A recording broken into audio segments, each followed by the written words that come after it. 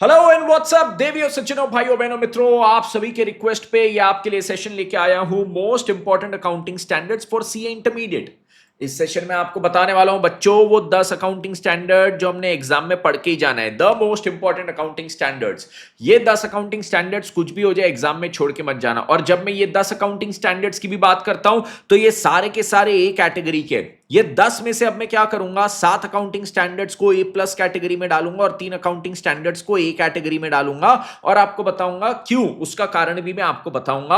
और ये accounting standards में वापस बोल रहा हूं कि आप एग्जाम में बिल्कुल भी छोड़ के नहीं जाएंगे। 110% आपने यहां पे कवर करना ही है in the examination. So make sure आप जब ये अकाउंटिंग स्टैंडर्ड्स की पढ़ाई करते हो आपकी एग्जाम के लिए, तो ये 10 के 10 पूरे के पूरे अकाउंटिंग स्टैंडर्ड तो आप पढ़ के जाए। ये जो अकाउंटिंग स्टैंडर्ड्स को मैं इंपॉर्टेंट ए कैटेगरी वाले बोल रहा हूं, ए प्लस कैटेगरी के बोल रहा हूं, किस बेसिस पे? तो आपके अभी तक जो एग्जाम्स हुए, एग्जाम्स में कौन से अकाउंटिंग स्टैंडर्ड्स कितने फ्रीक्वेंटली और कितने मार्क्स के लिए पूछे गए, उसके अनुसार मैंने यहां पे किया है। अब जब मैं ये कंपाइलेशन भी किया तो इसमें मैंने डिस्क्रिप्टिव पोर्शन भी कवर किया है, मैंने एमसीक्यू वाला पोर्शन भी कवर किया है। यस, तो ये दोनों मैंने यहां पे कवर करने की कोशिश की है। एमसीक्यू वाले पोर्शन की बात करूं तो May 24 के एमसीक्यू का पोर्शन मैंने इसमें इंक्लूड नहीं किया है, राइट। वो छोड़ के उसके बाद के एमसीक्यू का पोर्शन मैंने यहां पे इंक्लूड किया है, राइट। तो ये चीज एक दिमाग में डाल देना। अब जब एमसीक्यू का पोर्शन भी इसमें इंक्लूड किया ना, तो हो सकता है 1-2 मार्क का फेरबदल इधर उधर हुआ हो, तो उतना खाली आपको यहां पे एक चीज दिमाग में रखना है। बाकी आपको यहां पे कोई चिंता का विषय एज सच नहीं है। तो चलिए देखते हैं हमारे कौन से वो 10 अकाउंटिंग स्टैंडर्ड्स हैं जो एग्जाम पॉइंट ऑफ व्यू से सबसे इंपॉर्टेंट है। अब इसमें भी सबसे पहले मैंने 10 के 10 को ए कैटेगरी बोला है, बट ए में से भी मैं अब आपको बताऊंगा ए प्लस कैटेगरी के कौन से हैं। तो सबसे पहले आता है AS3। क्यों? क्योंकि ये सारे एग्जाम्स में आपको पूछा गया है एंड आप इसमें हर एग्जाम का वेटेज देखिए, मिनिमम 7 मार्क्स का हर एग्जाम में आए। 7 मार्क्स का डिस्क्रिप्टिव तो हर एग्जाम में आया है, उसके ऊपर एमसीक्यू अलग। तो ये डिस्क्रिप्टिव में भी एग्जाम्स में आता है प्लस एमसीक्यू में भी एग्जाम्स में पूछा गया है। तो पहला मेरा अकाउंटिंग स्टैंडर्ड हो गया एएस, कौन सा? AS3। AS3 के बाद दूसरा अगर मैं आपको बोलूं तो दूसरा आता है AS7। AS7 क्यों? क्योंकि ये हमारे 3 एग्जाम्स में न्यू कोर्स में पूछा गया है, 7, 2 एंड 6 मार्क्स के लिए। तो मोस्टली आपके अटेम्प्ट में भी आने के चांसेस इसके बढ़ जाते हैं, ठीक है। तो AS7 हमारे 3 एग्जाम्स में अभी तक कवर किया गया है, तो आपके अटेम्प्ट में भी पूछे जाने के चांसेस है। और यहां पे जैसे 2 मार्क्स का बोला है, तो 2 मार्क्स मतलब एमसीक्यू में इसको पूछा था। इसके बाद नेक्स्ट अकाउंटिंग स्टैंडर्ड की बात करूं तो AS14। इसको आप AS बोलो, चैप्टर बोलो, जो भी बोलो, but basically this is an accounting standard, तो एएस की लिस्ट में डालना जरूरी था। हर एग्जाम में 14 14 14 और 14 मार्क्स के लिए आपको आया है, तो ये क्या छोड़ के जा सकते? बिल्कुल भी नहीं। एंड यस, आपको ये सारे जो टॉपिक्स बोल रहा हूं सबके रिवीजन वीडियोस यहां पे मैंने चैनल पे डाल के रखे, प्लीज जाइए उसको देखिए एंड उसका पूरा लाभ उठाइए और अपने एग्जाम की तैयारी कीजिए। तो अभी तक 3 एएस मैंने बताया, ये तीनों के तीनों में ए प्लस में डालूंगा। क्यों सर? क्योंकि मिनिमम 3 एग्जाम में तो हर एक ये पूछा ही गया है, और 2 उसमें से तो 4 एग्जाम में। नेक्स्ट उस पे आते बोरोइंग कॉस्ट की बात करते, तो बोरोइंग कॉस्ट भी मेरे को 3 एग्जाम में आ चुका है। AS16 3 एग्जाम में आया, तो वापस ए प्लस कैटेगरी। एंड उसमें देखिए ये 2-2 मार्क यहां पे लिखा है, मतलब सर ये एमसीक्यू में भी पूछा जाता है, तो उसको काफी डिटेल में पढ़िए, क्योंकि एमसीक्यू में क्या कैसे छोटी मोटी चीजें आपको पूछा जाए, यू नेवर नो। तो ये आता है हमारा नेक्स्ट अकाउंटिंग स्टैंडर्ड।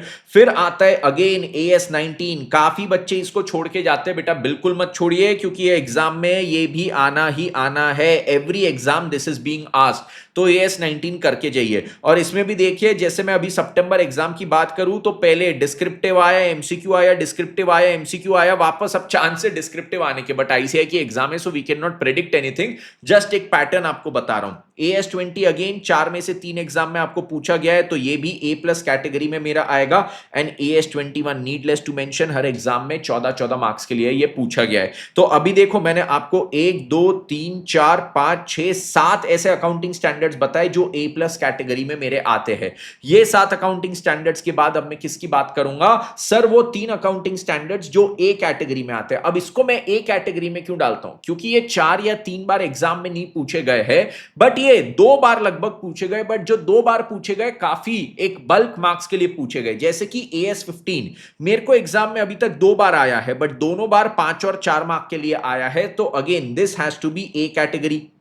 AS15 के बाद मैं आता हूं AS22, 2 बार आया है, but sir again 5 and 8 marks के लिए आया हुआ है, तो again A category. And AS28 impairment 6 and 4 marks के लिए 2 ही बार आया है, बट बड़े बड़े मार्क्स के लिए आया है, 6 एंड 4 मार्क्स के लिए, तो अगेन ए कैटेगरी। तो ये 3 हो गए, AS15 हो गया, AS22 हो गया, AS28 जो मेरे ए कैटेगरी में आते हैं। तो ये 10 अकाउंटिंग स्टैंडर्ड्स तो मैं आपको एग्जाम में बोलूंगा बेटा छोड़ के जाना ही मत, ICAI इसमें से आपको पूछेगा ही पूछेगा। ये 10 आप करके गए, और इसके साथ साथ मैंने आपको एक और चीज यहां पे चैप्टर्स का भी एनालिसिस करके पहले से दे दिया है। चैप्टर्स के एनालिसिस की लिंक आपको ना ये वीडियो के एंड में मिल जाएगा।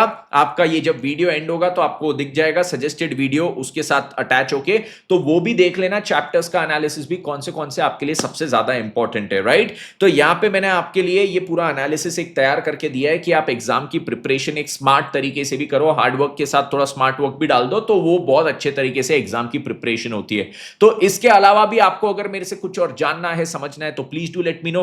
आई will be happy to assist you, happy to guide you, and आपके लिए और ऐसे वीडियोस में लाते रहूंगा। तो आपको जो भी जानना है, समझना है, मुझे बताते रहिए, आपके लिए सारी चीजें लाता रहेगा आपका तेजा भाई, एंड हम करते रहेंगे लॉजिकल पढ़ाई विद तेजा भाई। Until the next session, this is CA Tejas Suchak signing of. And yes, आपके पूरे अकाउंटिंग स्टैंडर्ड जितने भी मैंने बात किए, सबके वीडियोस इस चैनल पे अपलोडेड है। उसका पूरा यहां पे एक प्लेलिस्ट भी तैयार करके मैंने रखा है, प्लेलिस्ट सेक्शन पे जाके देखिए, या फिर वीडियो सेक्शन में भी आप जाके देख सकते हो, आपको सब मिल जाएगा। Make the most of it. And इसके नोट्स भी, एएस के नोट्स भी आपको फ्री समरी चार्ट्स अवेलेबल है।